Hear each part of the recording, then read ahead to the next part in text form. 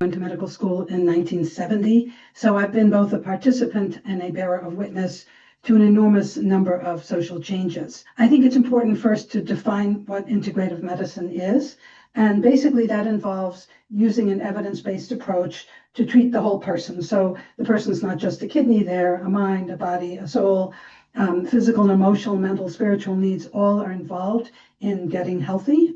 So integrative medicine uses a combination of therapies, both conventional and complementary, to achieve optimal health and healing. To do this, you have to have awareness that Western medicine does not have all the answers, and that one's emotional life, social and economic realities, the power and political realities in your life affect your health.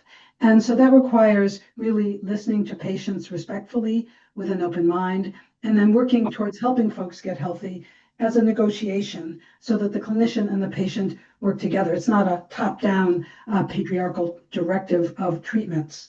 And that is much what feminist medicine involves. So this involves challenging the patriarchy, which medicine is famous for, and really attending to women as intelligent, equal human beings who actually understand and know their bodies better than the doctor could, and that they are the experts on their bodies. And it's our job to learn about a person's body through their expertise. Women are not just slightly defective men, which was kind of how it was presented in medical school.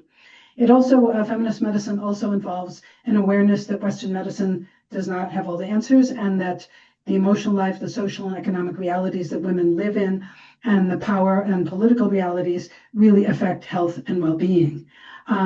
For peace work, I think it's sort of like understanding patriarchy on an international level. So for me, this involves really listening to oppressed people, to the impact of colonialism, to the impact both on the individual, local community, and larger community level. And, people talk about giving voice to the voiceless. And my experience doing peace work is that oppressed people are not voiceless. They need a microphone. So I saw my job is to use my privilege to provide a microphone and to fearlessly challenge power. And the work I have been most focused on is on Palestine.